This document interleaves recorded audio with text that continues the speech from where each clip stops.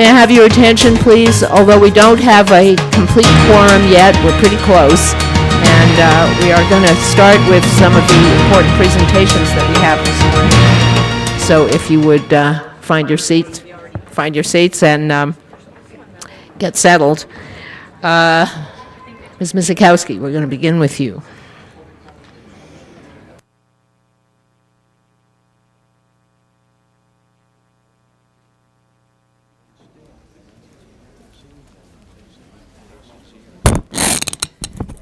Thank you, Madam President. And I would like to invite Mr. Roos. We're getting started. Mike Roos is someone with whom we are all familiar around here. And I wanted to make sure we presented this to him today because he has recently left LEARN, the Los Angeles Education Alliance for Restructuring Now. This was a major collaboration in 1991 to really focus on education in our community. We have since had many alliances, many programs, and many people who are now indicating that education must be our number one priority in the city, in the state, and in all of our regions. But Mike, in 1991, was willing to take that commitment and make it a crusade.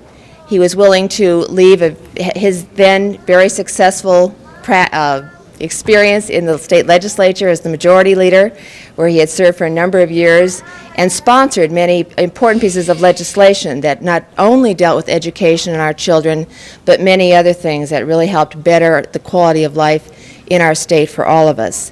Prior to that, Mike has had a lot of other experience. He actually was a former staff person, and in fact my boss here in City Hall when he was the chief of staff to Marvin Browdy. Prior to that, he had been with Coro. So his history, his career has been in public life and outside of public life, but always committed to public quality of life, and particularly emphasis on making that better for our children and for our children through the process of their education. Additionally, Mike, as we all know, is on the Recreation and Parks Commission, and most recently has been very actively involved through that involvement on the Coliseum Commission, and attempting in a very fair and not public expenditure kind of manner, helping to bring an NFL team to Los Angeles, not wavering in his commitment and recognition that we should only do that in this city without public tax dollars and in a manner that makes good business sense as well as good public policy sense. So it was for that reason, and particularly because of the end of his tenure at LEARN, which really became part of the vocabulary that we all now understand and has really upgraded the quality of life and the quality of the education for students in those schools that are now LEARN schools. And I think we have about 327 of them in our Los Angeles public education system, where they are partnerships with the parents, with the administration, and for the children together to make each one of those schools individually the best it can be so that the students have that opportunity. So it's for that reason I was pleased to bring Mike down today to say thank you to him, thank you for his commitment to our kids in this city, and for all the other things that he's doing and has and will continue to do in our city and in our region. So Mike, thank you.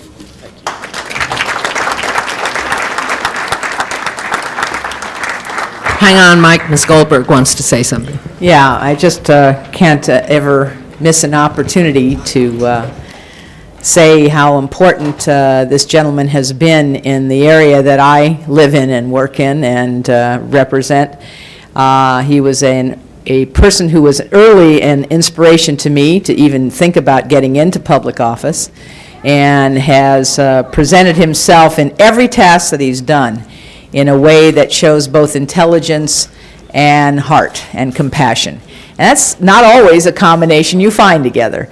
And so I want to thank you, Mike, for all of the things that you've done for the people of the city of Los Angeles in all of the various capacities, and the state of California that you've been in. But most especially, I think LEARN was came at a critical time, and your leadership in it and your ability to find the right staff and to get that staff motivated and to bring people together has made a tremendous, tremendous difference to hundreds of thousands of children, maybe eventually over the years, millions of children, that may never know your name, but will certainly be better off because the schools will have a different type of leadership and a different connection to the community than they would have had otherwise. So I'm sorry to see you go, but I understand your decision, and I just wanted to add my thanks to your job well done again. Thank you, Jackie. Okay, now. Well, thank you, Madam President and members. I am always thrilled at the idea of appearing before a legislative body as distinguished as this one, and with so much relationship in the past. If any of you, for 1 second, believe I was Cindy Misikowski's boss, I know where your conclusions will lead. But one of the great things was to work with someone who at the time I think was the premier staff person with respect to land use planning, and I used to love the way with which she approached the work.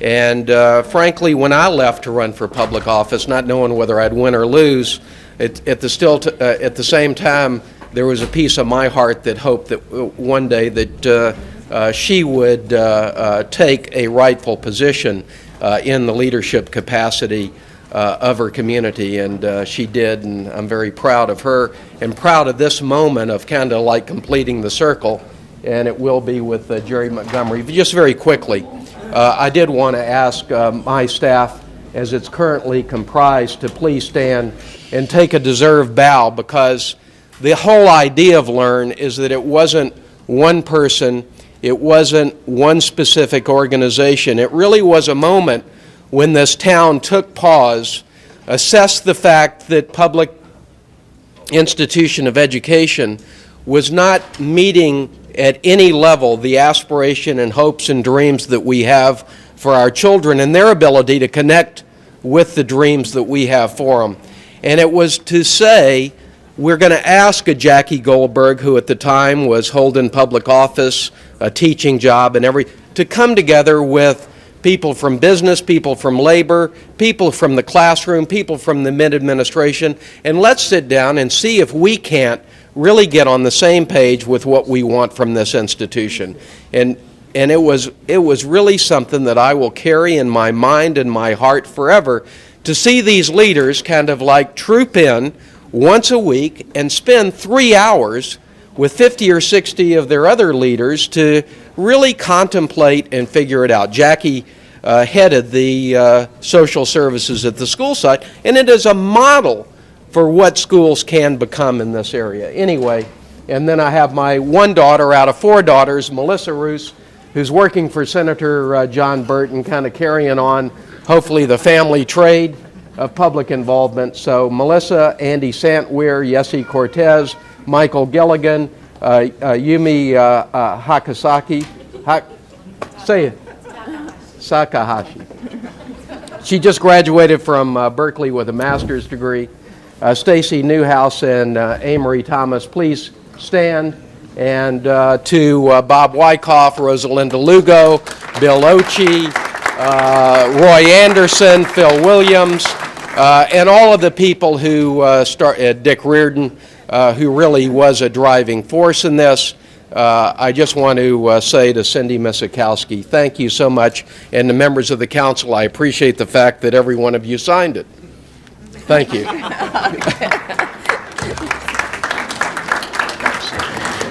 many more we got? Cindy, you have another one? Yes, Councilman Ferraro, who's not here today, asked me to stand in for him on another resolution. This is one that all members have also signed, and as Mike indicated, there's an interesting degree of resonance here. I'd like Jerry Montgomery to come forward.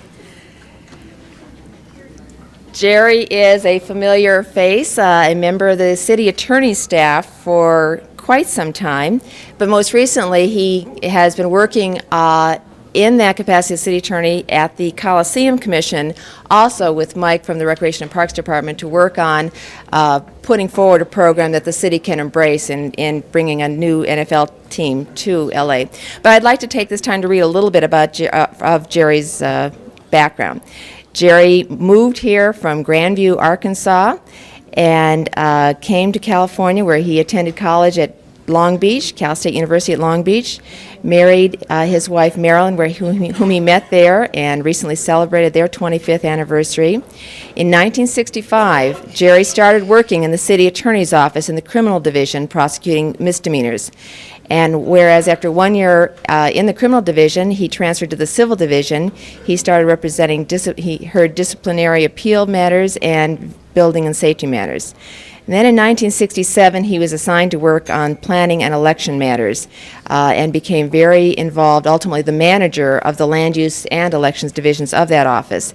And that's where I got to know him, because he served every week as the city attorney to the Planning and Land Use Management Committee, and that was in the day when those hearings used to go until sometimes 10 and 11 o'clock at night when Ernie Bernardi was chairing them. But so a lot of what I learned about land use and where we can do things and where we can't in terms of what the law allows, I learned from Jerry. During the 1980s, Jerry became the interim head of the airport division of the city attorney's office, and then the managing city attorney of the harbor division. So he has had a hand in some of the most important policy matters and property management in our city.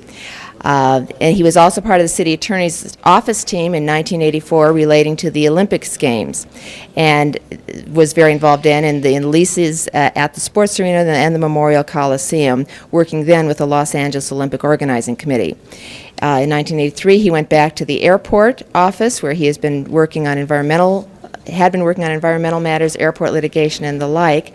And in 1995, he came back to City Hall to become the managing assistant of the office in Public Works, Transportation, and Special Litigation, and became then again the city attorney reassigned to the Coliseum Commission.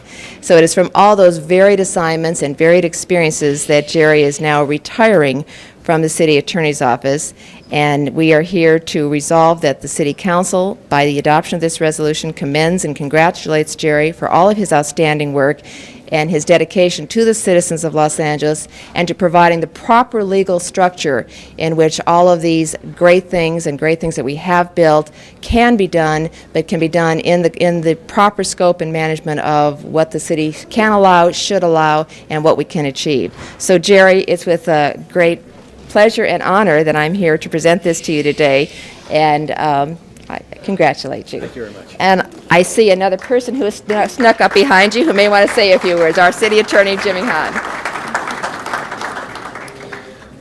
Thank you very much, Councilmember Misikowski, members of the council. Certainly with mixed feelings that I'm here today. I'm very happy that Jerry Montgomery is going to have a chance to spend a lot more time, I think, out on the water, doing what he likes best, sailing. But we certainly miss the talent that he has shown in the city attorney's office, throughout the office, whether it's been at the airport, the harbor, land use, or advising the Coliseum Commission. He's always done an outstanding job, and just is a great guy. Just the kind of person you want to work with, the kind of person you want to be in an office with, and really typifies the kind of public employee that I know the city is proud of. Somebody who day in and day out does everything that he can do to make sure that the city is getting good representation, that he's giving good legal advice, and that the taxpayers are benefiting from his wisdom. So I want to wish you the best in retirement. I'm sad to see you go, but I know you're going to have a lot of fun in retirement, Jerry. Congratulations. Thank you, Joe. Thank you, Sally.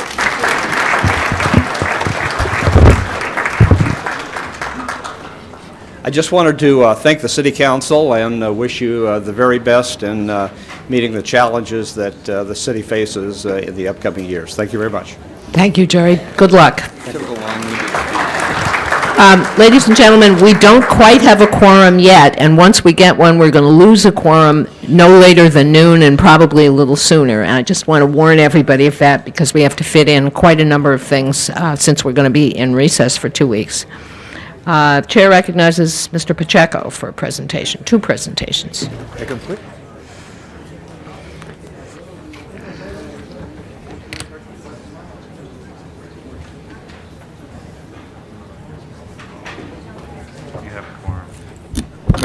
Madam President and council members, I want to start out by, first of all, recognizing a group and an event in our city's history and part of our existence that we sort of sometimes take for granted, but we are shortly coming upon the 218th birthday of our beautiful city here in Los Angeles on September 4th.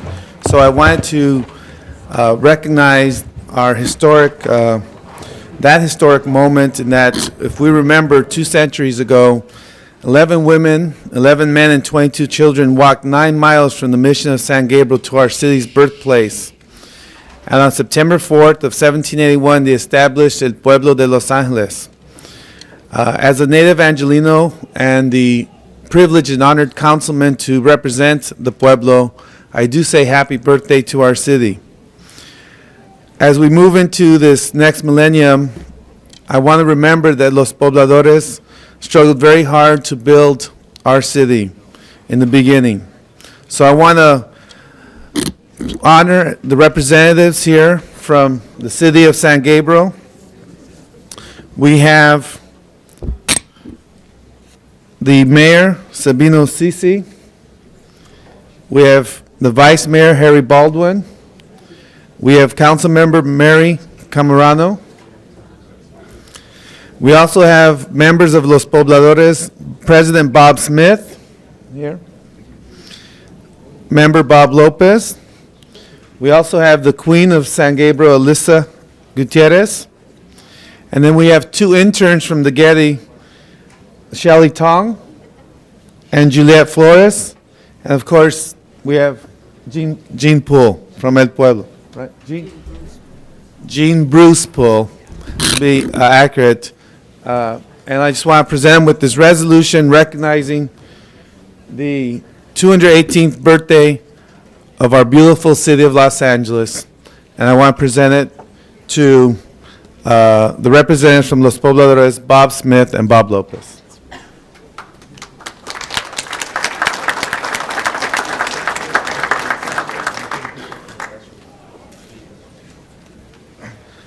Thank you. Thank you. We invite everybody to. Oh, I'm sorry. Mary, come around and why don't you say a If few I words? may, thank you very much, Councilmember Pacheco. I'd like to invite everyone to join us on September 4th at 6 a.m. at the San Gabriel Mission. We will be leaving the mission grounds at about 6 a.m., get into LA at about 9:15, where all of you have been so kind and gracious to welcome us to the Pueblo of Los Angeles. Although the San Gabriel Mission is 228 years old, we do applaud Los Angeles on your 218th birthday. Thank you, Madam President and council members and Councilmember Pacheco. Thank you, we appreciate that. Also wanted to recognize another activity in the district. These are the individuals from White Memorial Medical Center who are having their 9th annual Kids Care Fair. White Memorial is a 375-bed nonprofit teaching hospital in Boyle Heights. Yeah. And who I have with me are Beth Powers and Natan Lots. Vigna for the Kids Care Fair. Promise you I will. White Memorial Next to me, that mine, has I been have in mine. Boyle Heights and has been working very hard with the community, and the Kids Care Fair event is one of the many ways that they reach out to our community.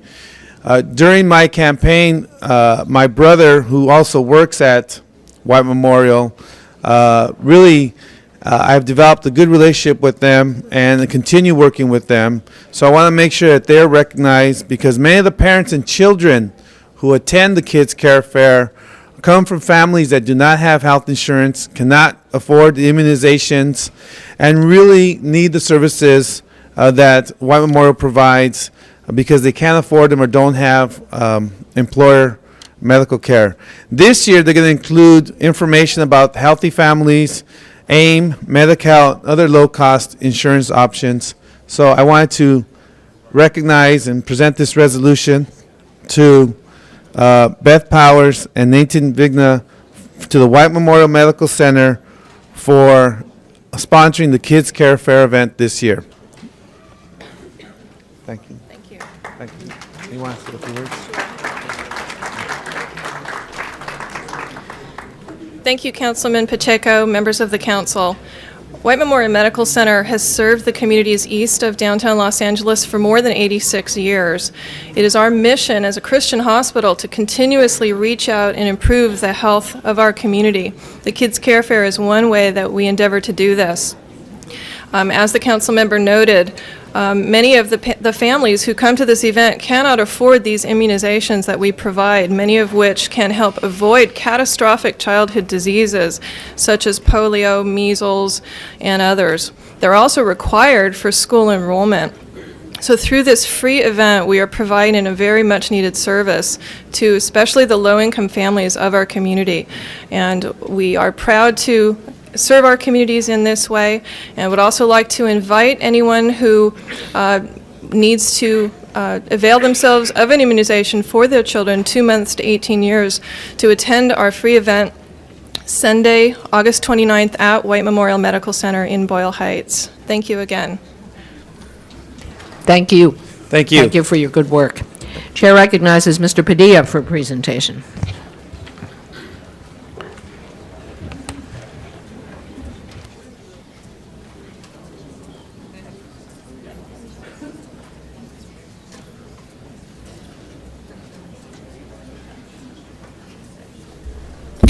Thank you, Madam President, fellow council members. It is indeed an honor to introduce and to honor Julie Denham. If you can please come forward. Reason I wanted to acknowledge her here in council chambers, I'll explain with the news story many of us read a couple of weeks ago. During the first weekend of August, several children were swimming at Santiago Estates Mobile Home Park, the swimming pool in Sylmar. The attending mother, the mother taking care of the children at the time, went briefly to her home to retrieve an item. And the mother asked a 14-year-old who was among the children swimming to watch her child, who was a 15-month-old baby girl named Alyssa. Immediately after the mother left, a 2-year-old boy fell and hit himself pretty loudly by the poolside, and most of the attention of the people at the pool focused on the young boy. Well, amidst the flurry of activity, Alyssa, the baby girl, slipped into a hot tub and was underwater for approximately 2 to 5 minutes. The 14-year-old girl who was put in charge immediately ran to the home of Julie Denham, because the community knew that Julie had just undergone CPR training. Well, while somebody called 911, Julie came to the scene and administered CPR and resuscitated the baby and kept the baby alive until firefighters and paramedics arrived on the scene. Just so we can all rest comfortably, the little baby girl, Alyssa, is recovering fine. But in the news article that described the story, it didn't name Julie. It mentioned an anonymous woman who didn't care to be recognized, didn't care to be mentioned, didn't care to be honored, to draw a lot of attention to her. But I was compelled to bring her forward today and honor her because I myself was certified in first aid and CPR back in 1991. And I heard stories of people in that room and reasons why people wanted to receive that training, some tragedies and some feeling of helplessness. Imagine yourself as a parent.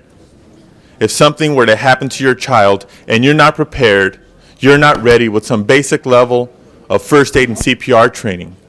And so I wanted to bring Julie forward and actually also ask members of the Los Angeles Fire Department. I know Chief Ware is here, John Bird and Mike Toby, who were firefighters who responded to the scene, if they can share a few words before presenting this certificate to Julie. Thank you, members.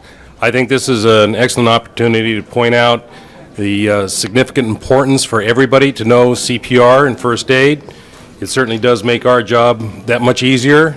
I'm not sure that we would have had as good of a result in the end had this lady not performed the CPR on the child. Thank you for your time. Julie, would you like to say a few words? Just a couple. Okay, I'll bail you out of this one. But it is indeed an honor to present to you this certificate on behalf of the City of Los Angeles in recognition of your outstanding service to the City of Los Angeles, as well as to Alyssa, whose life you saved by administering CPR. Your exemplary efforts and accomplishments are a great value to this city and your community. Thank you for helping make our city a better place in which to live.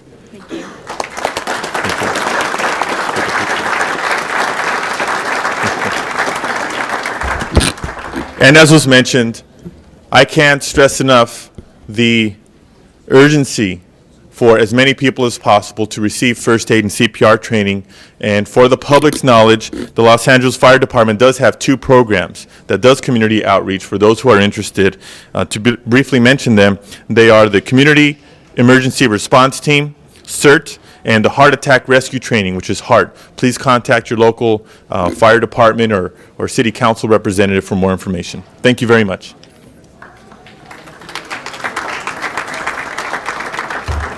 The chair recognizes Council Member Galanter, Ruth Galanter, for a resolution. Ruth, where are you? I'm There here. you are. Thank you. Mr. Braswell, step forward. I actually have several of these, and I apologize to all the people who are not going to get the full speech treatment this morning. Mr. Braswell, however, is not one of those. Mr. Braswell is getting the full treatment. Ladies and gentlemen, I have with me this morning Mr. Glenn Braswell, who is the founder and chairman of GB Data Systems in my district. He is being honored this morning because he's done something that I wish more people would do, especially more people with money.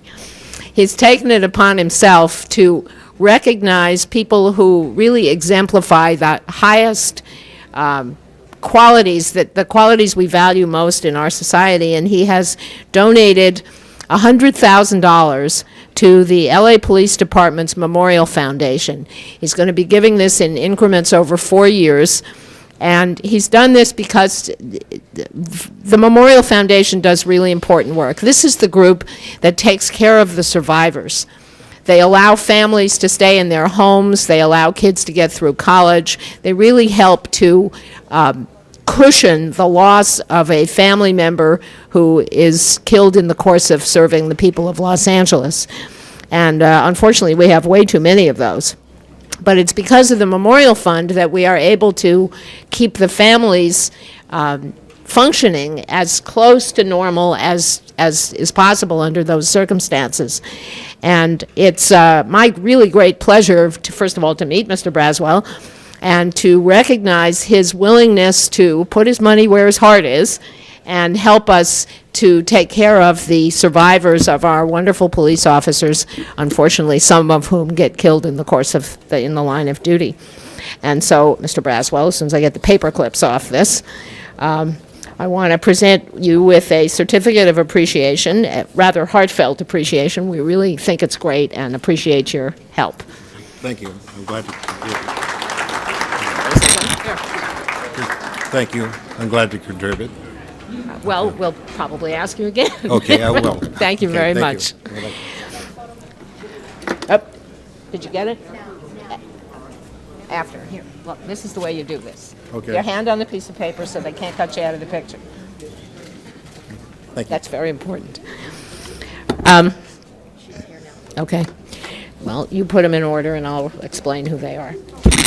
Next, I'd like to ask the leadership of the Young Democrats to surface here. I've asked this group of young people to come in this morning. Some of you, I'm sure, know Evelyn Jerome, who worked in my office for a while, and some of you know Mark Dierking, who's working with Mr. Padilla's office. The reason that we've decided they need some recognition is that there's so much talk these days about how young people are not interested in politics. And we all wring our hands every election day about how few people actually take the trouble to vote. So I thought it would be worth a moment of our time to acknowledge that there are a number of young people in this town who are working very hard in politics and who are working hard to bring other people into politics and to extend the kind of civic responsibility that, of course, we all hope everybody will take. And so I have today, excuse me, I have to put my glasses on. I'm not such a young Democrat anymore. Painful as that is. I have with me Evelyn Jerome, the president, Dan Foreman, the political director. I have to thank my press deputy, Nikki Tennant, for putting these in order. David Gershwin, the fundraising director. Where are you? Olivia Carnegie. Olivia Carnegie, archivist, historian. I knew you weren't over there. Anna Kubas, the vice president of programming. Matt Heller, the treasurer. This is a formidable bunch here. Follow the money. Dan Kalhoff, the publications director. I got to get one of these right on one side or the other. Mark Dirking, who is the former president of the County Young Democrats and president of the, he's currently president of the California Young Democrats and a City Hall staff member in the office of my colleague, Councilman Padilla. So we are very grateful to all of you and appreciate your work, and obviously you have a lot more work yet to be done, even as you grow older. Evelyn, I'll give you 10 seconds. I heard. Thank you so much, Councilwoman Glander. It's so nice to be here, and nice to see you all. We've had the pleasure of supporting many of you in your campaigns, and we're happy to do that. And in return, we just ask for your support in helping us get young people involved in politics. That's why we're all here. And I'm thrilled that I'm here with my two predecessors, Mark Dirking and Dan Foreman, both of whom you know, and thank you very much. Good job. Thank you.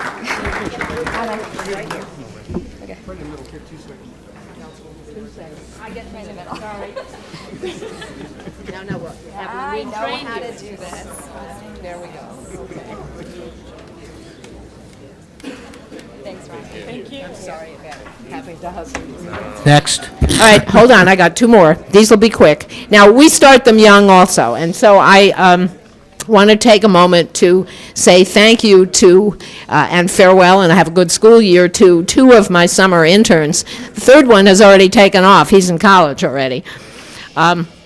But we have two very fine young people still working in my office till the end of today. Rena Pacheco is a senior this year will be going into her senior year at Hawthorne High School, and she's involved in the YMCA's Youth and Government Program. When she gets through with high school, we think we're going to keep her around. We're going to try to get her into LMU and have her stick around and help out the 6th District.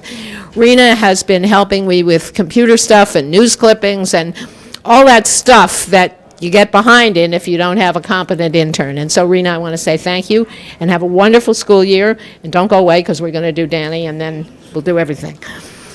And I'm also joined here this morning by a gentleman some of you know, and if you don't know him, you know his father. Is he here? Arnie, are you here? Step this way. You're not getting a certificate, but you can watch your son get one. Danny Berghoff has worked for me now twice, and he will be taking off momentarily to go to Columbia University in one of my old neighborhoods, where they tell me he's going to play football, which for those of you who follow football and those of you who follow Columbia, may be an interesting thing to ask him about when he comes back for Christmas vacation. But he's also going to go to school there, and Danny has helped us with all kinds of research on the internet and getting our computer system to work the way it's supposed to. And so we are going to miss him as well. And I want to wish you a good school year and keep track of the neighborhood. I want to know how 101st Street is doing. And just because he took the trouble to come over here and watch his son get recognized, I just want to remind you of our good friend Arnie Berghoff, who produced this kid and sent him to me as an intern, and I am very grateful. He was a wonderful intern to have, and you're welcome back next summer, and so are you. Yes, you can just say one thing. Do it fast. Let me just say, I think, for Councilman Fuhrer, I think in 7 years, Danny's going to be running for your seat. Just watch out, there's reapportionment in between. Just as long as there's no recall involved, that's fine with me. All right, we have to do a picture here, guys. Thank you, Mr. President.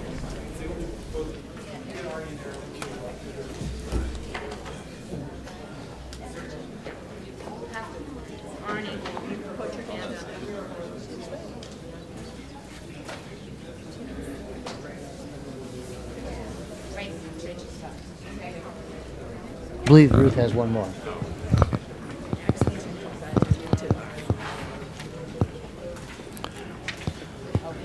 Next. There's a couple more on there. Couple more? Yeah, Mr. Ridley Thomas has Oh, I thought you... No, I'm done.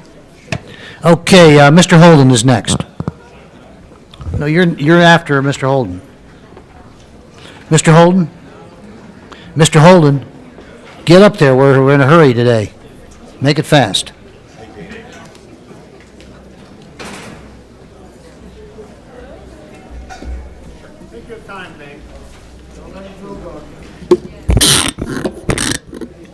Mr. President, members, we are going to speed this up, and I'm going to talk very fast.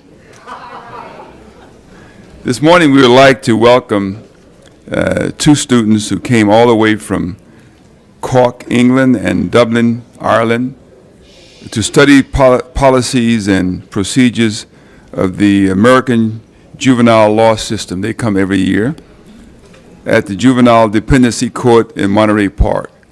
And you have Kelly O'Brien here. She's always there with them. Judge, they're Irish. His name may be English, but he's from Ireland. That's right. And I can tell, one Irishman can always tell another. After all, I'm O'Holden. They participate in the 5-week Irish Extern program, who are here to see firsthand how the American legal system operates. And I'm sure you've learned a lot, especially when it comes to juveniles. They treat them unlike the way they treat adults. We would like to welcome Patrick English, a graduate of University College Cork Law School in Cork, Ireland, and Fintan Valentine, a graduate of the Trinity University School of Law in Dublin, Ireland. We wish them well in their future endeavors. Also visiting with us, Mr. President, this morning are 3 participants of the program who made it possible for these young men to gain this invaluable experience. We would like to acknowledge them also. Larry Cork, and Assistant County Counsel, Division Chief in the Children's Services Division in the Juvenile Dependency Court in Monterey Park. Corey, I'm not sorry. His name is Larry Corey. And Ed Gilmore is the Executive Director of Dependency Court Legal Services, also in Monterey Park. And finally, Megan Orlando, Director, Division Chief of Juvenile Dependency Court Mediation Services, also in Monterey Park. We would like to commend these individuals for their contribution to furthering the education of these 2 young men and for representing the city of Los Angeles. Sometimes we have City Attorney James Hahn here. Oh, he's here? All right, very good. I got your back. Well, I want to extend the invitation for Mayor Hahn to come up and say. Thank you, Councilman Holden, members of the council. Honored to always participate in this event. We want to thank the Irish American Bar Association and the County of Los Angeles for assisting these law school students, and we hope they've had a wonderful experience here in Southern California. Both are from Ireland, and we want to continue this, and I'm looking forward to the day that we can start sending some American law students over there, and maybe some deputy city attorneys too from time to time if they could help. if they could use a vacation. Thank you. Congratulations to both of you. These certificates are signed by myself, of course, City Attorney James Hahn. Now you just got the ring a little different, and Mayor Richard Ridden. So we have the 3 ones out here, and we have Fenton Valentine. Thanks very much, Council. Thank you. All right. Patrick English.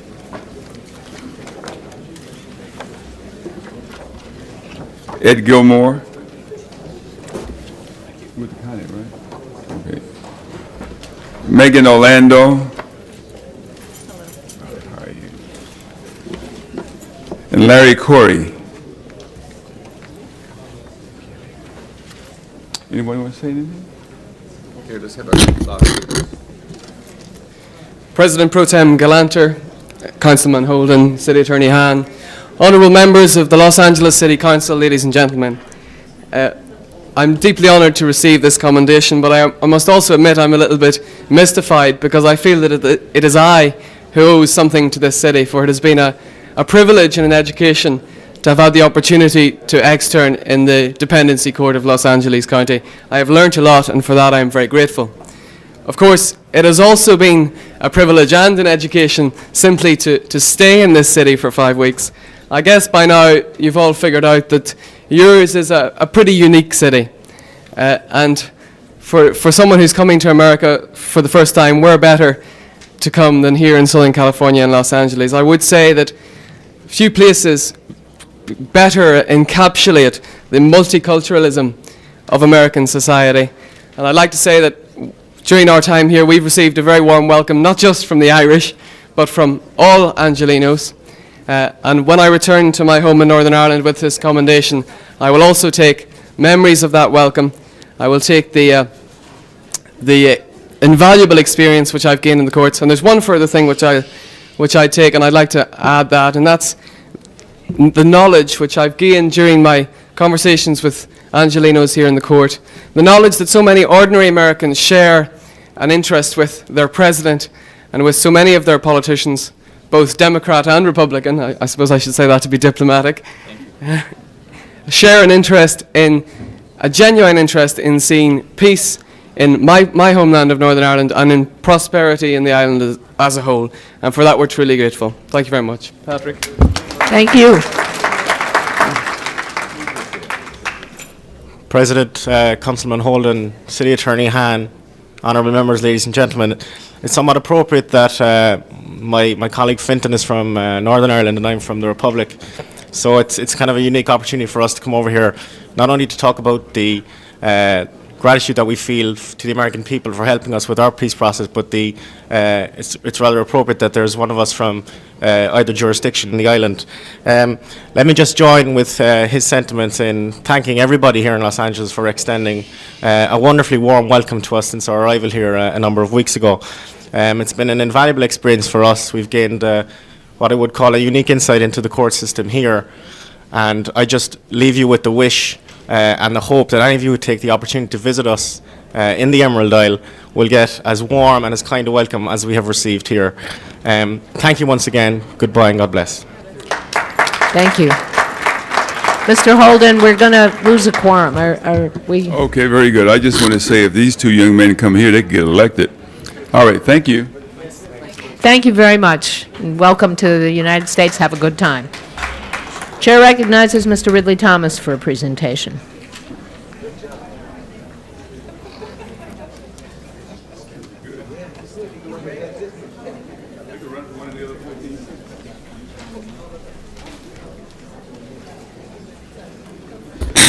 Mrs. Walters, if you'd be kind enough to join me. Madam President, members of the council, I take this opportunity to invite to the podium Beth Quinlan, who is a board member of the YWCA, Olivia Mitchell, who is a board member of the YWCA, as well as the member of the staff on the Commission for Children, Youth, and Their Families, and to say to you that we have the distinct honor and pleasure of honoring Dr. Laura Wiltz this morning. For it is after nearly 3 decades of service to the YWCA of Greater Los Angeles that Dr. Wiltz has decided to retire. She will be stepping down from the position of Chief Executive Officer, which she has held for nearly a decade, that is, since 1991. But it has been for some 40 years, a career that has included positions as a social work clinician, as an academic, as an agency administrator, and obviously as a CEO. Dr. Wiltz is first and foremost a dedicated community advocate for improving the quality of lives of children, of young girls, and of women. We have seen evidence of her leadership in the quality of YWCA programs and events over the past several years. Just a few months ago, for an example, the Council recognized the organization for its efforts to raise public awareness of racial justice in Los Angeles by establishing an annual Racial Justice Award and holding a very successful community symposium on that subject. This is the kind of work that Dr. Wilkes has involved herself in and the organization. And this is the work that we believe that can help prevent hate crimes and other acts of bigotry. This is the kind of leadership of which we can be proud. So I ask that you join Ms. Walters and myself in congratulating Dr. Laura Wilkes for her outstanding service and extending her our best wishes for her many future endeavors. Ms. Walters? Yeah, and present it after. Okay.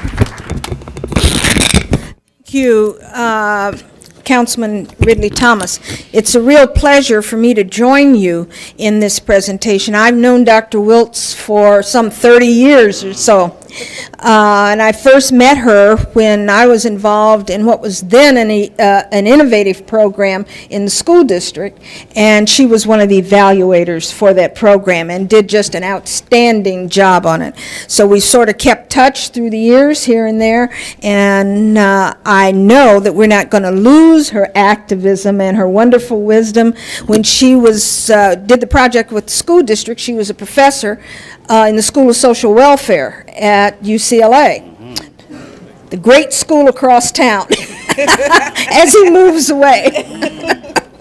But it's to Dr. Wilkes that we take great pride and pleasure in presenting this to commemorate your retirement from this job.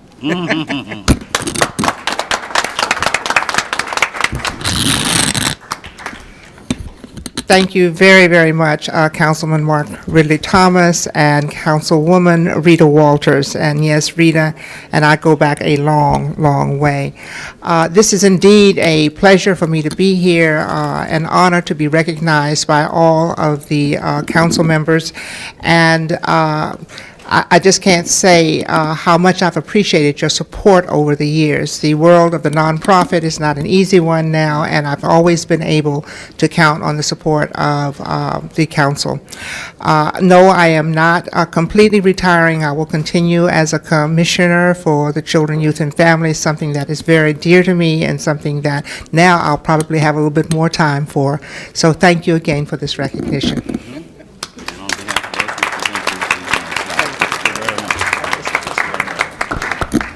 Madam President, we take this opportunity to acknowledge another commissioner, Sandra Figueroa. Sandra? Thank you for being here. What do you want to do? All right.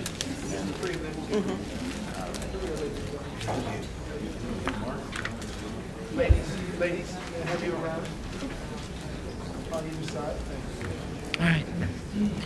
The chair recognizes Mr. Labange from the mayor's office, who told me this morning that he needed under 2 minutes to do an unexpected presentation. Madam President, members of the council, we have the distinguished Judy Wilson here from our Bureau of Sanitation, who gave us a great job at leading us in the effort for our March of Dimes walk, where the City of Los Angeles is the #1 team in the United States of America in contributions. And here representing the March of Dimes is Cindy Cooney for a brief thank you.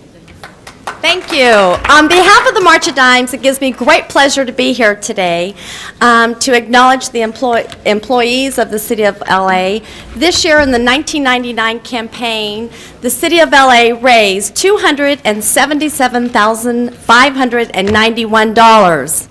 So that should be applauded. Great.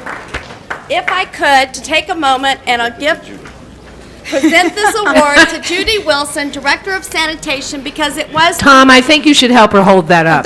We've got it here. It was through Judy Wilson's leadership that all of this was made possible.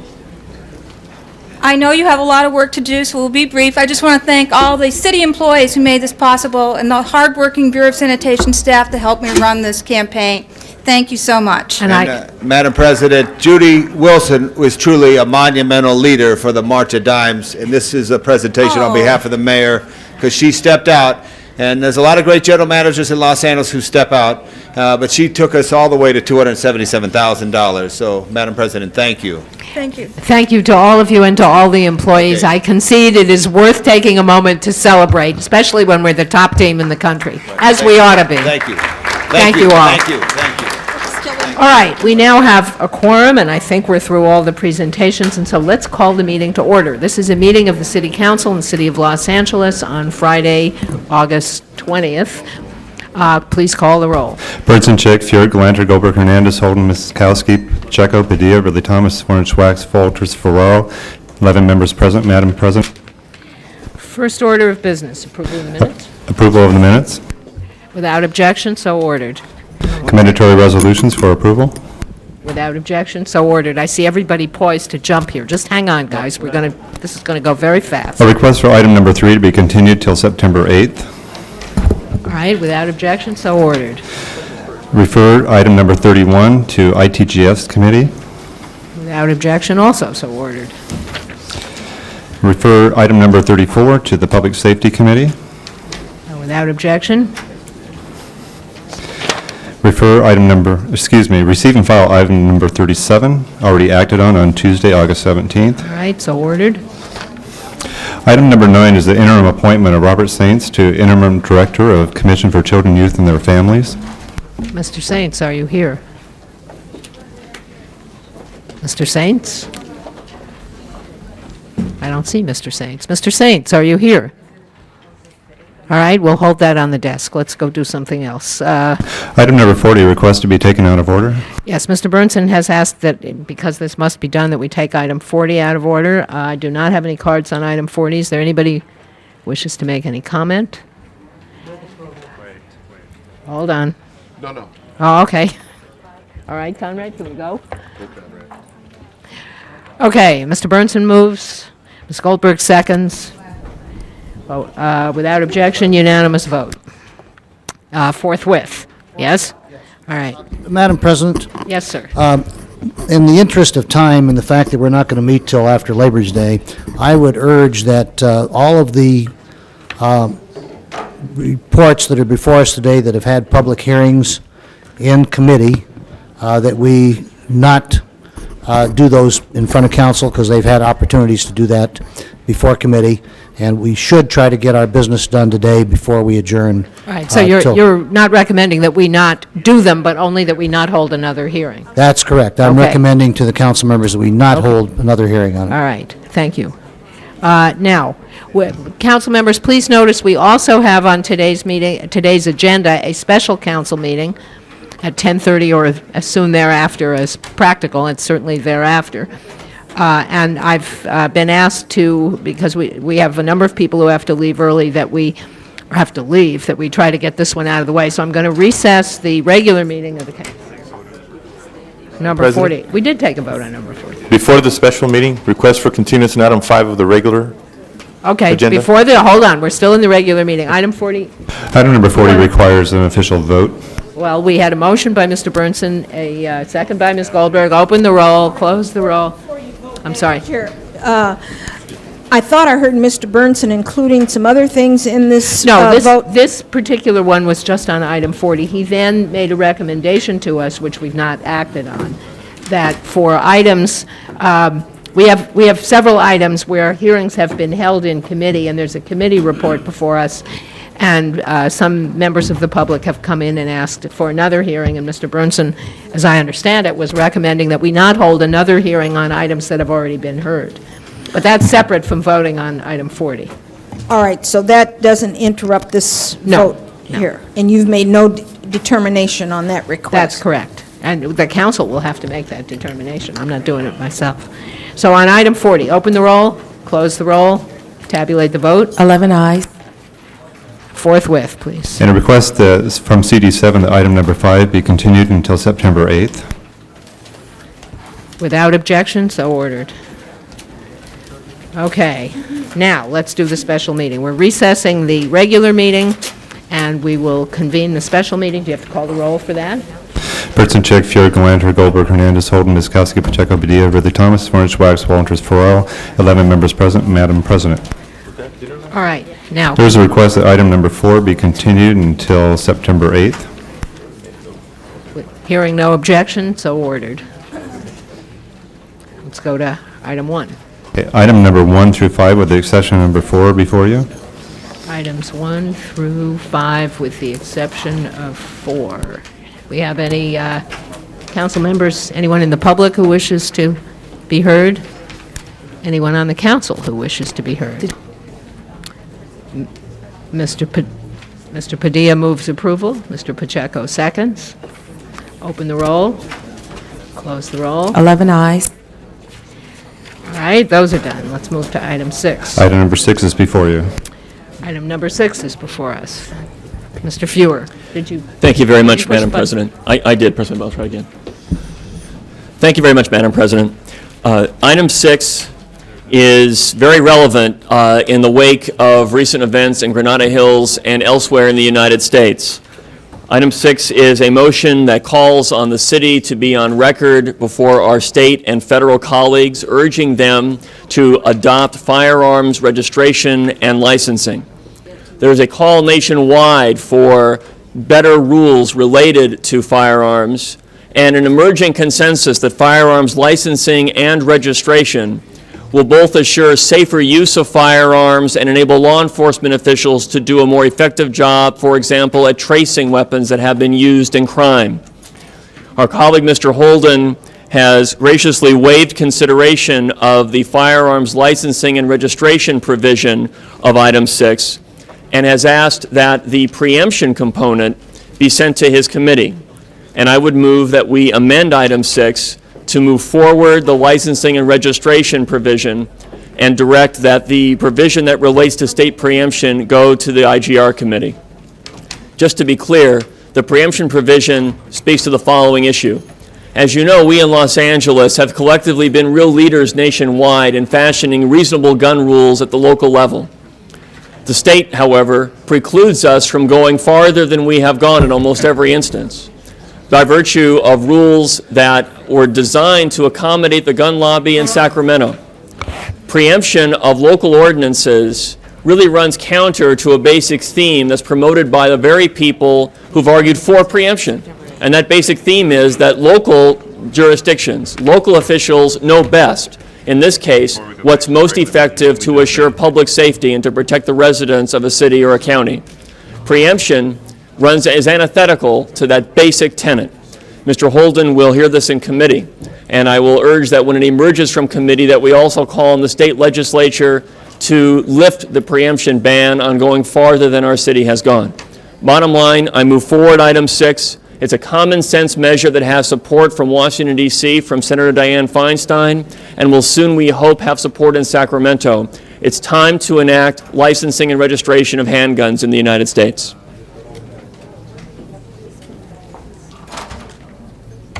Thank you. Mr. Holden. Mr. President, members, this motion was initially referred to public safety, and I think it was appropriately should have been sent to IGR. Mr. Fewer said he was going to separate out that part which calling for, I think one is that C, remove state preemption, because, and go to committee. Also, 6A, which creates a mandatory licensing for firearm requirement requiring a fingerprint check. We already do that. And then requiring that application be made directly to a law enforcement agency instead of to a firearm dealer. I think you... We don't do those things yet. I know, but you're preempted by the state law. State law... No, this calls on the state and federal governments to enact those provisions. Requiring several days waiting. Well, right now, they report they fingerprint it where? They don't. They don't fingerprint people who buy a firearm? That's one of the problems. We don't have licensing and registration that would include those provisions. This would call on the state and federal governments to do just that. We don't have registration? No, we don't.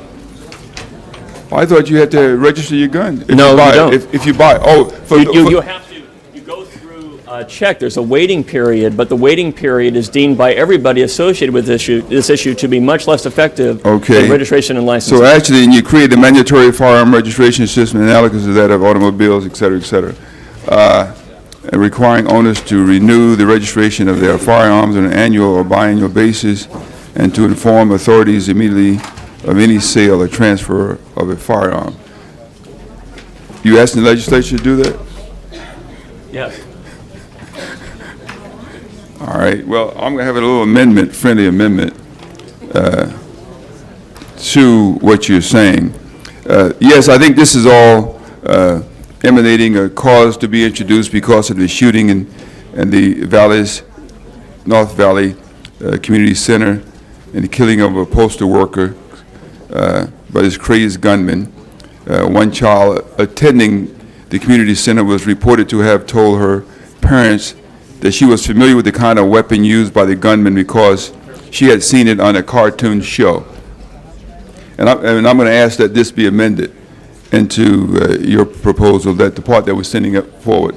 And what it will simply do is that move that the City Council hereby request the motion picture industry to refrain from glorifying assault weapons and gun violence in all films, cartoons, which would be watched by children. That's one motion. The other is to move that the California Assembly and the State Senate be requested to adopt a joint resolution also requesting the motion picture to do the same, and requesting that the United States Senate and the House of Representatives do the same. And so, Mr. President, members, we amend 6A, and that's a friendly amendment. Okay, and you're, all right, Ms. Goldberg.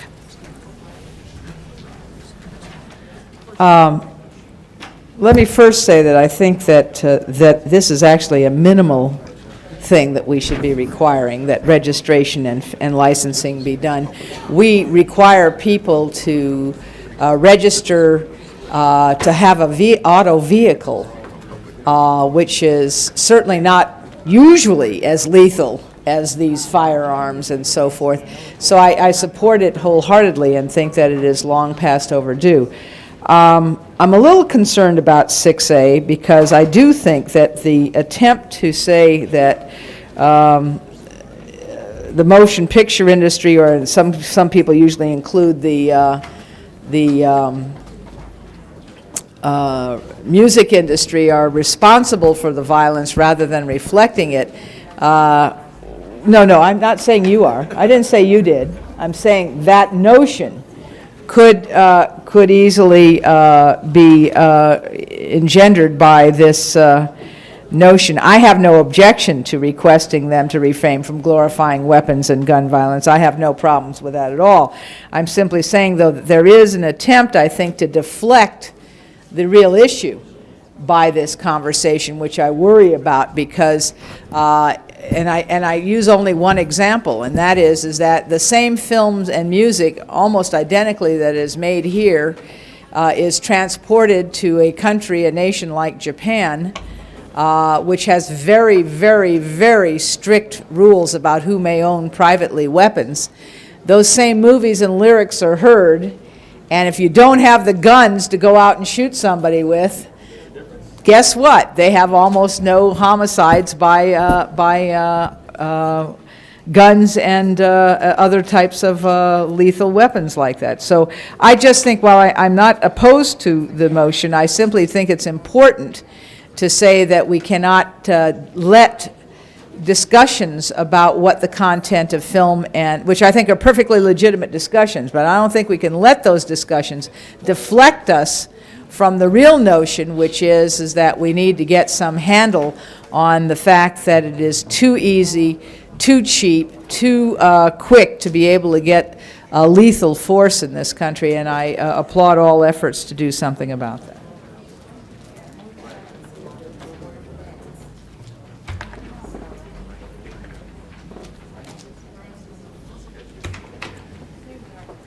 Yeah, I wasn't going to speak, but there's a couple things I just need to add real quickly. I'm going to support it, although I do support Second Amendment rights.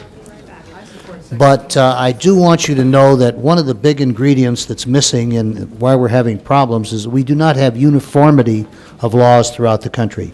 California has very strict gun control laws.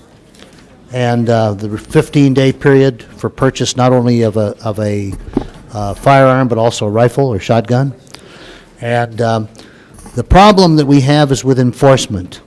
The problem we have is with illegal sales, and the fact is that guns can be bought by anybody on the street illegally. Most of the guns that are involved in these incidents that you hear are not guns that were bought legally and registered. In some cases, it's true the parents may have had rifles at home or something that they had and weren't properly taking precautions for the children that wound up using them, like in Columbine, but I think some of those guns were bought illegally also. So I would urge that we also include in this that we urge uniformity of regulations throughout the United States to the strictest quality, such as California has. I would urge that, and I think Mr. Holden's motion on the industry is right on target. I think that we have to be responsible as a society for setting a good example, the right example, not showing the type of violence and bloodshed and killing that is paramount in just about any movie you see today or any television show that any kid can watch. So I think it starts at home, starts with our society, and it isn't just the guns that kill, it's the people who use them and the people who acquire them illegally.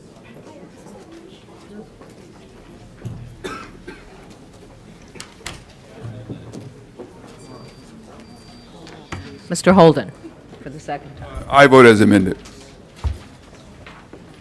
That was quick. All right.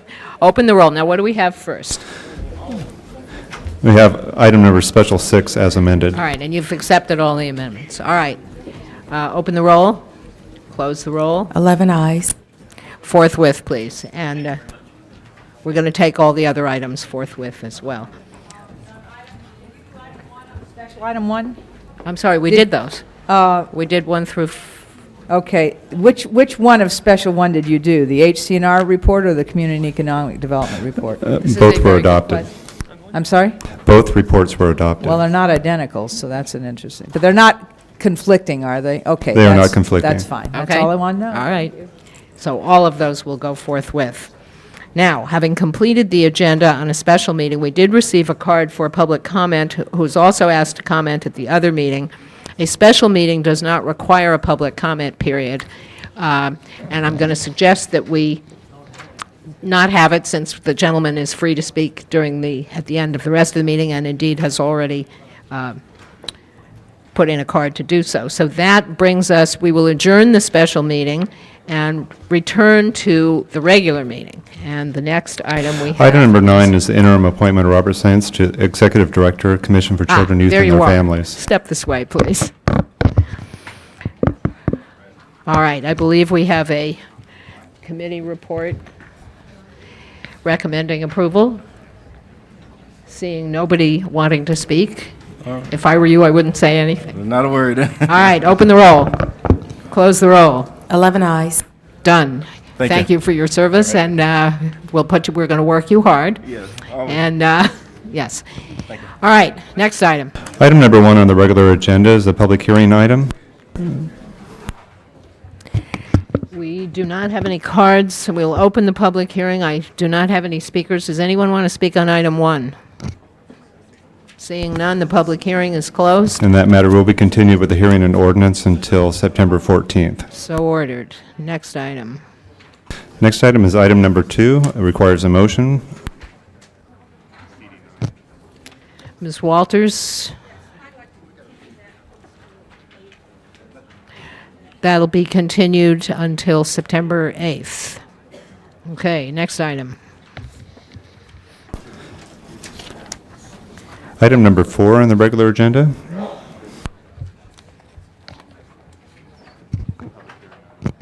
This is, no, there's nobody here on this item either. We'll open the public hearing. Does anybody in the chamber want to speak on item number 4? Fire Department Special Service Fees? Seeing none, the public hearing is closed. Members of the council, seeing none, open the roll, Close the roll. 11 ayes. Forthwith, and all the items today should go forthwith because we're going to be in recess, I hope. Items number 6 and 7 on the regular agenda are public hearing items. We do have some cards on item 6. We have one card on item 6. So we'll open the public hearing and call Mr. Walsh.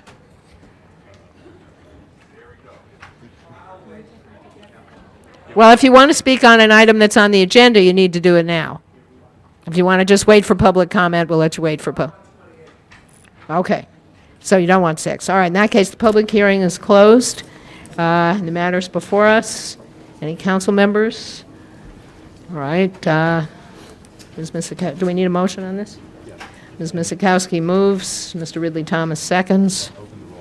Open the roll. Close the roll. 11 ayes. Adopt it. Next item. These items will be continued over the ordinances until 9/7. Okay. Next item. Next items are items number 8 and items number 10 through 27. We have cards on item 16. I believe these are items in which there was a public hearing. Mrs. Walters, did you want to? I'd like to move a public hearing on item 16. How about a 5-minute public? I'd actually like to ask to delay that item until the Friday we come back from recess.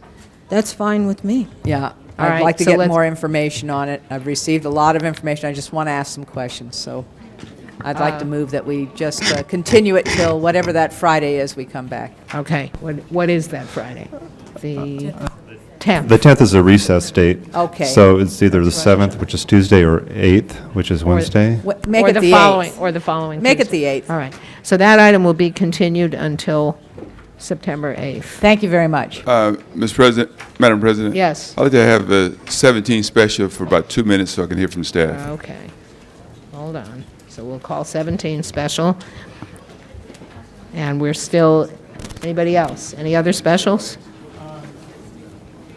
Through 27.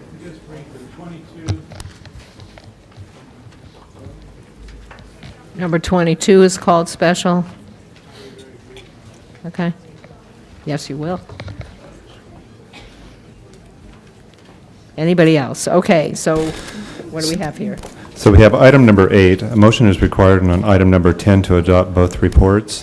Item 23, a motion is required to consider as there's only one signature. Item 27, so that leaves us with item 8, 11 through 15, 18 through 21, 23 through 27. All right, open the roll. Close the roll. Tabulate the vote. 11 ayes. We're doing very well here. All right, now let's go back through those that required the motions. Motion number 10. The motion was a formality. Both reports were adopted in the last vote. Okay. All right, so all those that you read off with the motions, we've dealt with the motions. Okay. Next item. Items number 28 through 41. We have With the exception of 31, 37, and 40. Right. We have cards on 28, so we'll call that special. We have cards on 39. I don't think so. Hold on. 34 was referred to public safety. Cards on 39, cards on 43. I know. Okay. All right. Okay. So the two where we have the cards, we'll call those special, and let's go through the rest of them. Okay, items 29, 30, 32, 33, 35, 36, 38, and 41. I'd like to call 32 J and L special, or J and L. All right, so, and now, let's have a vote on the rest of them. Open the roll, close the roll, tabulate the vote. I heard an 11 ayes, so that's going forthwith. All right, next item. Item number 3 on the continuation page. Public safety report. This does not require this is just a committee report. All right. All right, Ms. Misikowski moves. Mr. Wax, second. Open the roll, close the roll. 11 ayes. Okay. Next item. Item number 44, there is a motion required, A and B on this item. Be nice if I could keep all these agendas straight here.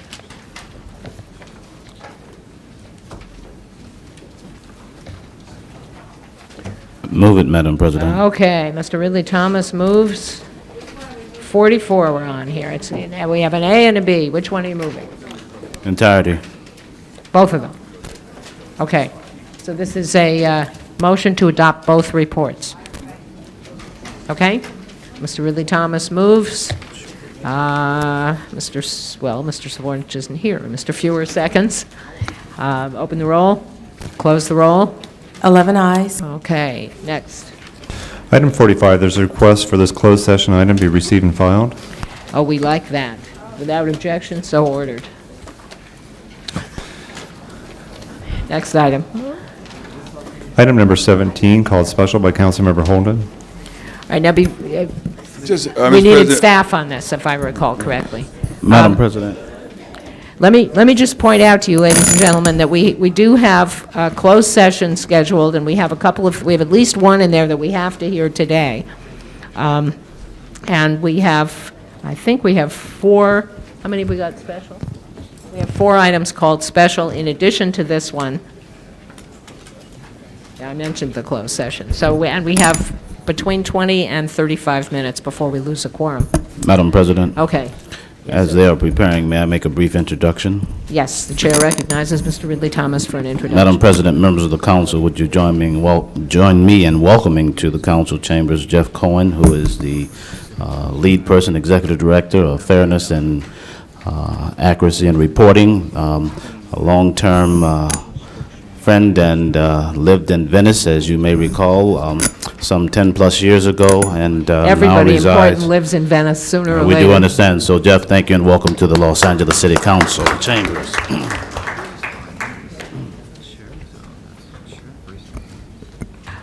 Okay, make it quick. I just want Item very 17, quickly to yes. just talk about economic development opportunities and what it provides for us in terms of jobs and et cetera. I guess taxes as well. So what benefit would this be if the U.S. government, Department of Commerce, that government? Nate, we've got some items that have to be done today. Does this one have to be done today? Yes, go ahead. Go ahead. I'm sorry, I didn't quite get the question. No, that John? wasn't to you. I mean, I just don't want to spend time on items we could put off. Just do it. Just tell us Yes, in 30 seconds or less. This John D. Witt of the Mayor's Office of Economic Development. First of all, we concur with the CAO's report and also the addendum is in the recommendation number 4 by the CED committee.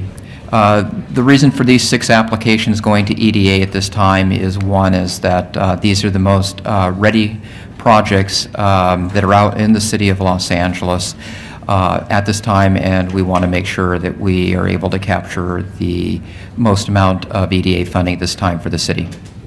Thank you. Okay? Okay. Anybody else? Yes. Mrs. Walters. Thank you, Madam Chair. I wanted to ask a question about the Goodyear tract. It was supposed to be in this group, and for a reason that still remains unclear to me, we have not been able to get a response from the commission as to why they pulled it off. And I want to know if, by that one being submitted late, is it going to endanger the funding? I'm sorry, I'm afraid I don't understand as far as your question regarding to the Goodyear The tract. Goodyear tract was currently supposed has- to have been included in this group for his- EDA funding. Goodyear currently has, it's finished up with Phase 1, which was the $550,000 grant, and currently has the $2.6 million grant for the perimeter security enhancements. And that is approved. Right, but it was my understanding they were supposed to be in this group also, No. for additional funding. No, the only one that I'm aware of that is not, the city is not involved in is there is another EDA grant at the 777 East Gage Avenue building. And that's part of the Goodyear track. That is in the Goodyear track, but that is not a part of a city submittal. Why is not? Why is it not? That was the Figueroa Economic Development Corporation applied directly to EDA, not through the city. I see. All right, thank you. Thank you. Okay, thank you. Anybody else? In that case, the matter is before us. Mr. Holden moves. Mr. Padilla seconds. Open the roll. Close the roll. 11 ayes. Thank you. Approved. Okay, Thank you. next item. Item number 22, called Item special by 22. Councilmember Wax. Mr. Wax. Just very briefly, members of the council, item 22 is particularly important because it was the top priority item in the police and fire bond issue that failed last April, and it is an alternative way, at least accomplishing this project for, on an interim basis, of moving the fire department's air operations at the Van Nuys Airport. I think it's really important to know that first we have been able to find an alternative way, at least to have an interim facility on a smaller amount of property. And second, I wanted to just read into the record that this is going to be done without affecting the annual air show, which now draws about 250,000 people at the Van Nuys Airport. And I think want the record to reflect that the department has assured us that they have alternative operations during options during that time, so that the air show will also not be affected by this move. But this is a very, very important step in realizing some of the goals of the bond issue that was previously defeated. And I think we ought to look for comparable types of approaches with other items that were in there. This one utilizes MICLA funds to a great degree, and other funds that would have come from the airport to the city. But it's very important that this is moving forward because it's a top priority item. And I just thought it should be called to your attention that A, it will be accomplished at least in part, and B, the air show will not be interfered with.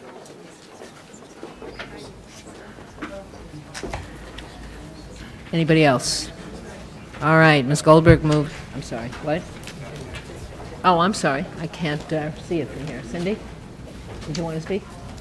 Just quickly, I think Mr. Wax indicated that just to reiterate, that this is money from MICLA earnings to a way of financing one of the most important, in fact, the number one priority from the last bond in a smaller level, but it's also using it on land that ultimately can be utilized for a larger bond project if we come forward. It's not going to be money that is spent and then lost. And I commend both the fire department and general services for bringing forward an economically viable approach to the number one priority in providing air ops for the fire department in Van Nuys, and just reiterating that it's a very, very good project recommended both by public safety, information technology, and budget and finance committees.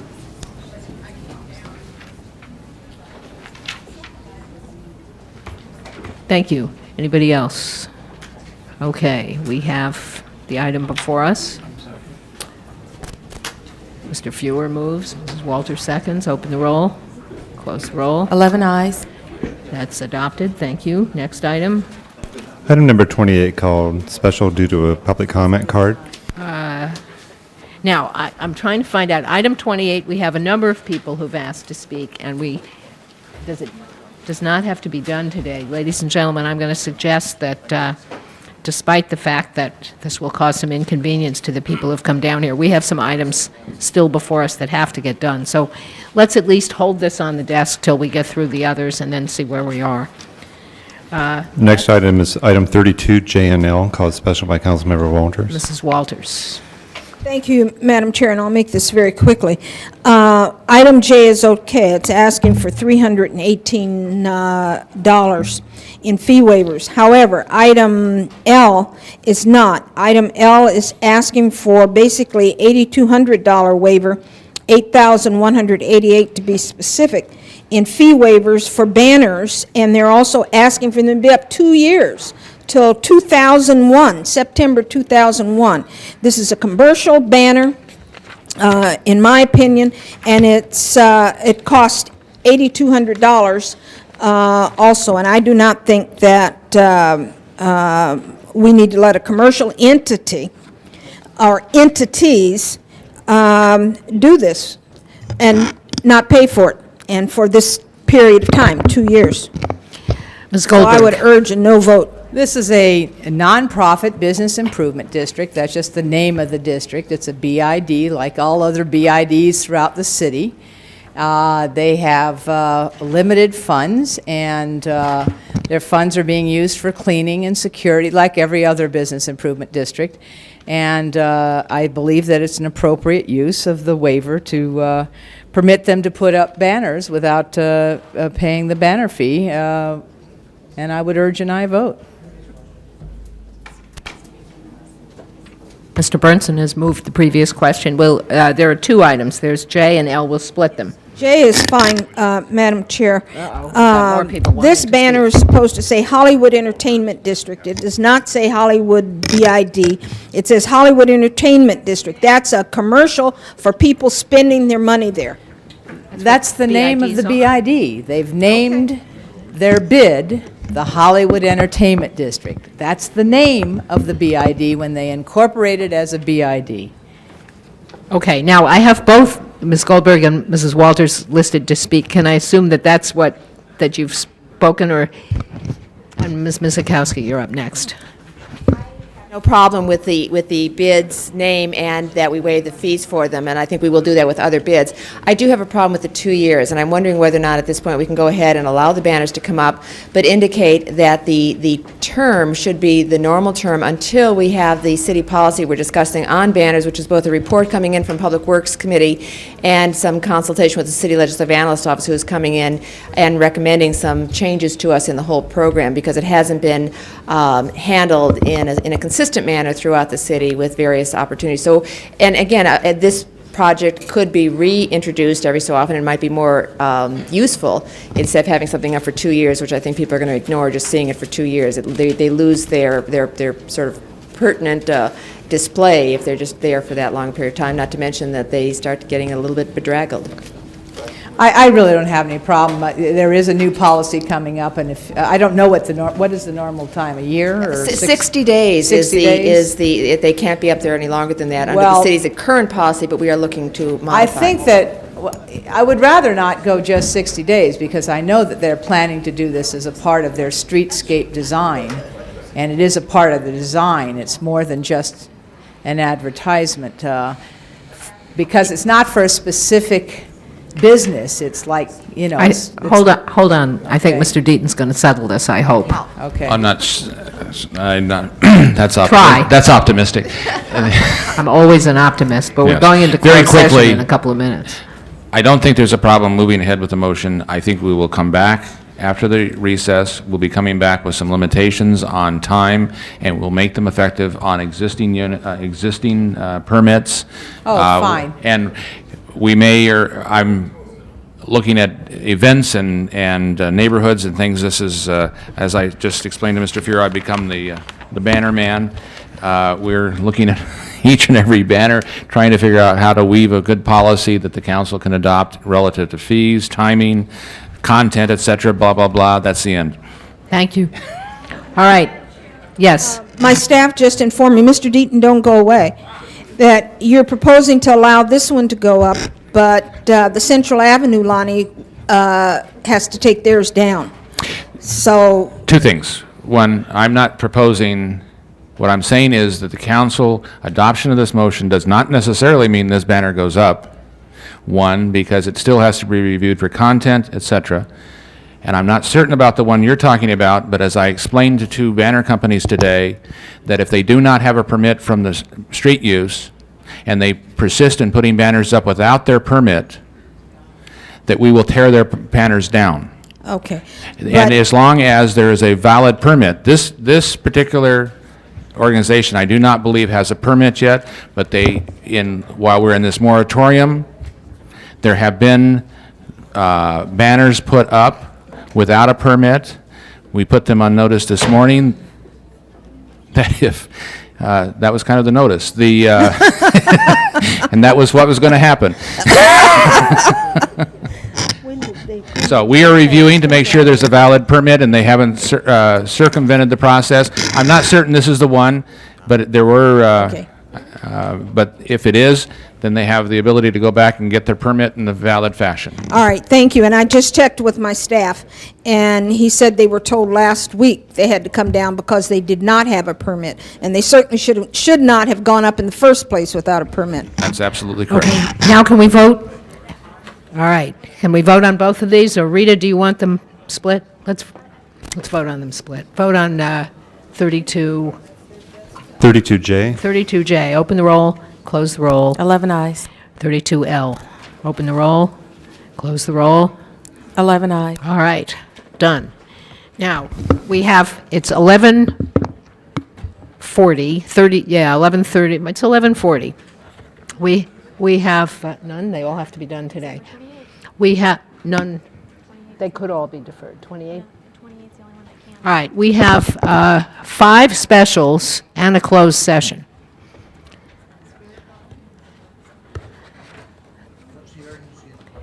It's costing us money if we don't resolve those. My suggestion is that we go into closed session and get those taken care of. I'm told those will be quick. And then come back and do the remaining 5 items and public comment. They are the closed session? Good, even better, then we'll come back and do the other 2. That's why I'm trying to get this done, Hal. All right, so let's go into closed session and try to do that very quickly. And my apologies, ladies and gentlemen, but if you're not involved in the closed session, I need to ask you to excuse yourselves, and we'll be back as quickly as we possibly can. Yes, and while we're clearing the room and securing the room, we'll ask for the excuses and whatever else. Council members' we- excuses from council. Councilmember Chick requests to be excused on Friday, October 8th, to leave at 11:30 for personal. Item number, Mr. Wax.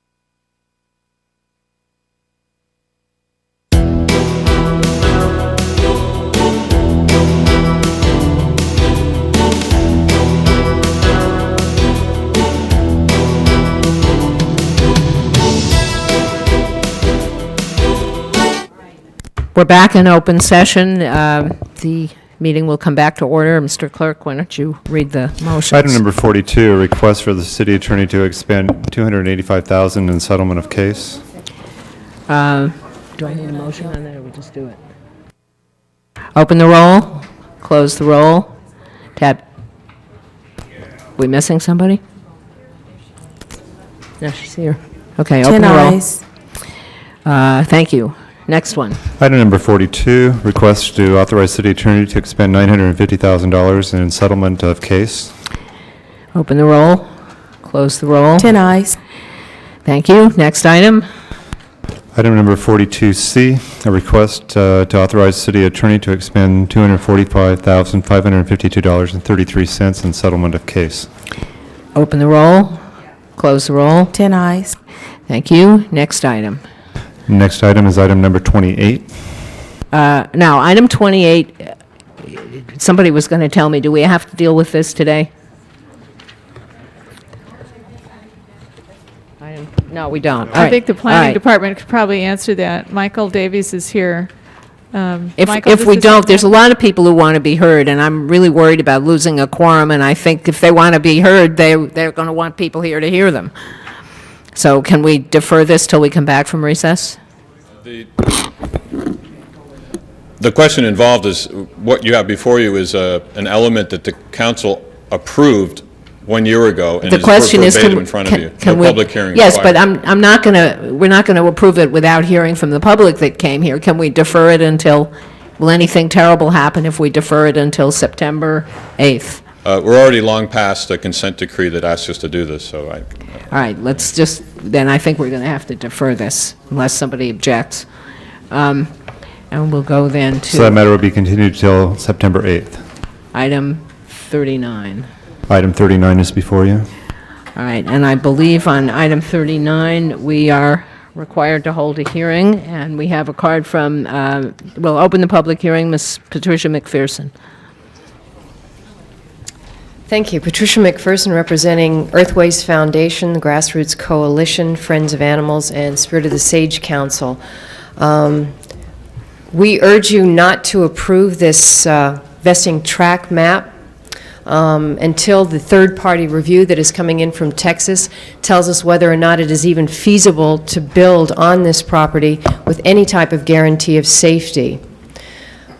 We also would like an SEIR to allow for outside agency involvement, to put input into this very, very serious and difficult issue that we have here with this property. Right now, I also want to bring to your attention the fact that building and safety codes are only as of 1985 in the Fairfax incident, which only deals with methane. It only deals with methane. We know from the studies done on this site that this is thermogenic gas. We know from the Department of Toxic Substance Control that methane acts as a carrier gas.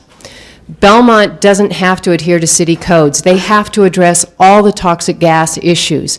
At this site, we are only addressing the methane.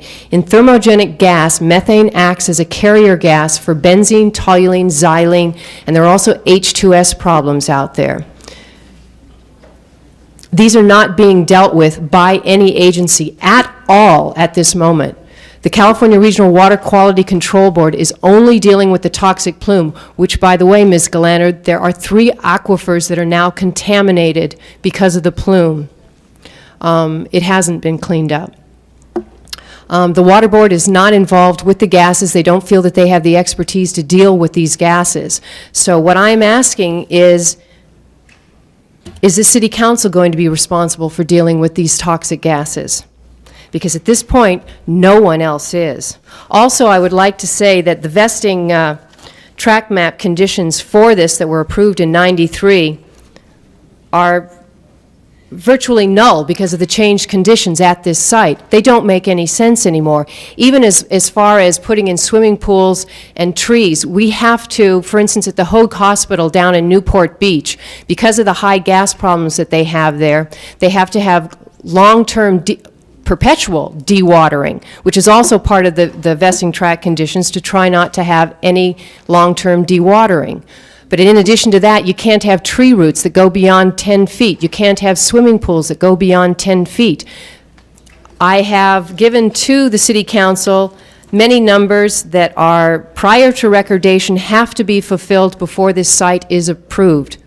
And they are not done. There are no plans because we cannot have a plan at this point unless you allow a plan that is so vague it simply says, yeah, well, we'll have something here. Thank you. Thank you. Just for my own clarification, Madam City Attorney, it's my understanding that what we have before us is a final map, not a tentative map. That's right. You have a final tract map. This is ministerial by the council, their action. However, the reason you're having a public comment period is because it is on the agenda, and as such, it's subject to the Brown Act. Okay. Mr. Hamilton from the Planning Department seems to be here. Is it your understanding that the conditions have been cleared or not? I hope that's a yes or no question. And I do have one more speaker, but let's... Hello, Gordon Hamilton from the Planning Department. Yes, I've conferred with the Engineering Department, and we're satisfied that all of the conditions, 160 conditions related to this track, have been satisfied, and the map is ready to go forward. All right, thank you. I have a card from Wayne Smith representing the applicant, says he will address questions if desired. Does anybody have any questions? All right, hearing none, well, the public hearing is closed, and Mr. Burnson moves the committee report. Open the roll, close the roll. 10 ayes. Tabulate vote, thank you. Item... Yeah, they're all forthwith. Everything today is forthwith. Item 43, I believe, is the next one. 43? No? No, we did 43. 43 didn't require public. Oh, okay, we did it. Something got by me. Now's the time So- for public comment. All right, now it seems to be.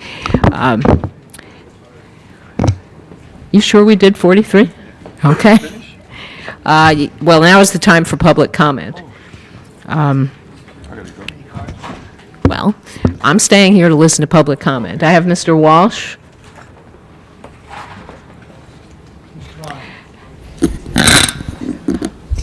Surprised me, Mr. Grammatical. I thought... Well, I thought that we were able to speak on item 43. Well, item 43 already had a hearing, as you know, and because there were cards, I thought we had called it special. The clerk tells me that we did it and sent it already, but it did have a public hearing, and you weren't there, but Mr. Jibilian was. Yeah, but at the same time, I think that we have the right to speak before the city Well- council on the last day. Because there may be, well, one of the things about it is that we want to exhaust the administrative procedure because there were a couple of things that have incurred since the last hearing, which was before the Coastal Commission. The that last overruled- hearing on this item was Wednesday at the Public Safety Committee. I was there myself, as was Yeah. Mr. Jibilian. That was after the Coastal Commission action. Well, and then we were back here this past Tuesday, and then it was, delayed until today. No, Mainly, no, it wasn't. Oh, I'm sorry, you're right, it was. I'm sorry, I Okay, wasn't well, here Wednesday. What it comes down to is that the Coastal Commission unanimously disapproved this project. And I think that the burden of proof should not always fall on the community. And, our last resource is the courts. But at the same time, when you have another commission that is trying to protect the coastal area, I think if the city cannot get the message from a state agency that is ruling against the city, I think we have a very major problem here. I think that the Coastal Commission does have the expertise to be able to look at the action of what the city is doing. And I think even though it may be a slap at the face of the city of Los Angeles, I think that they do carry quite a bit of credibility and also expertise to be able to see exactly what is going on along our coastline. And I think that you should definitely make a decision or at least retract this particular permit so that at least the Coastal Commission can do its job in preserving the coastal area that the city enacted some time ago. So we are definitely against it, and we will take whatever action we will to be able to preserve the wetlands, including the Westchester Bluff. Right. There weren't any wetlands on the Westchester Bluff the last time I checked. Mr. Burnson has left, by the there way. were enough findings But where the, it was a unanimous yes, overturning a decision of the city, which you were also one of the coastal commissioner, and as far as I'm concerned, it's probably directly a slap at your face for a decision that Thank you, you Sal. made. I always appreciate it when you slap my face. You're welcome. I would never want to do that, never give you the pleasure either. All right. Mr. Walsh is not here. We have Nico and Theo, who I think left also. No, here they are, from Kids Voice LA. And that is the last card I have on public comment. I'm Theo Milanopoulos. I'm Nico Milanopoulos. We're 7th graders who live in Los Angeles. We are co-founders of Kids Voice LA. Councilmember Misinkowski and Councilmember Wax of the Public Safety Committee. We want to thank you for not reversing the city ordinance that has existed for nearly a decade that bans the sale of ammunition over the New Year and 4th of July holidays. Councilman Fuhr and Councilmember Misinkowski, thank you for your motion for firearm registration and licensing.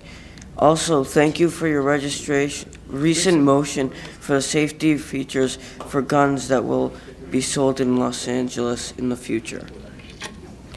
Our biggest thanks, however, goes to Councilman Hernandez and Councilmember Goldberg for the making and seconding a motion to ban the sale of bullets throughout the city. This ordinance is so important because there are millions of unsafe guns that exist today in our community, and we need to take action to help stop the shooting of our city's children immediately.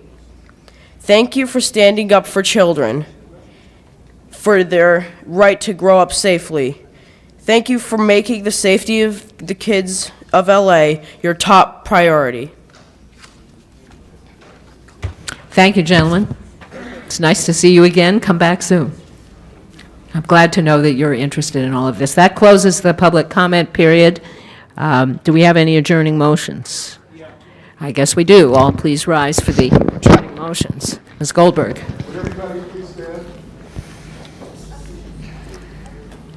Yes, it is my sad task to ask you to join me in remembering the passing of Gavino Flores Garcia, age 23, and Robert Damian Fabian, age 22. On Monday, August the 16th at approximately 3:10 p.m., these two gentlemen were victims of a shooting in my district. Their vehicle was parked across from 1008 North Rosemont Avenue, and at that time there was also a juvenile in the rear seat. That was across the street from their own residence where they lived. A suspect came walking southbound on Rosemont Avenue, crossed the street to stand next to the driver's door, produced a semi-automatic handgun, and began firing into the vehicle, striking all three victims. The suspect then walked southbound Rosemont Avenue, returned a few moments later and fired again into the vehicle. Gavino Flores expired at the scene due to multiple gunshot wounds. Victim Roberto Fabian was transported to Hollywood Presbyterian Hospital, where he also succumbed to his wounds. The juvenile, fortunately, may actually survive. He is at LA County Medical Center.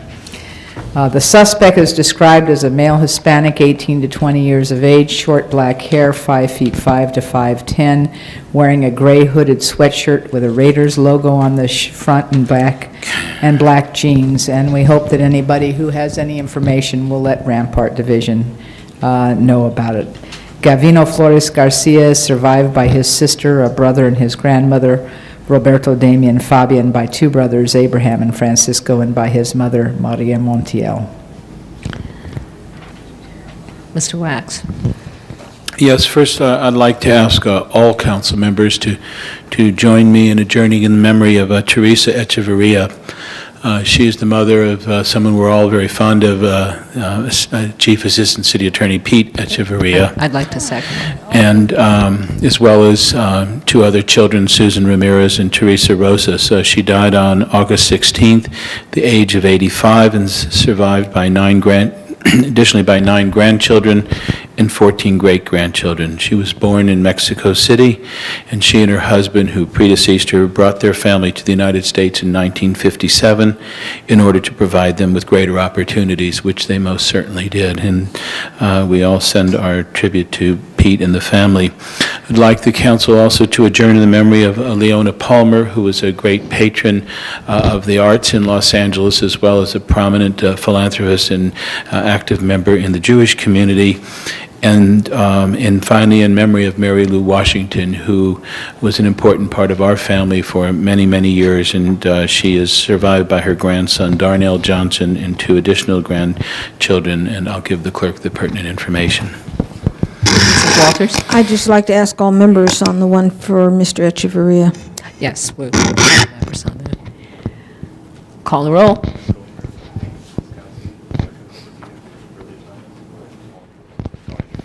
Council is adjourned.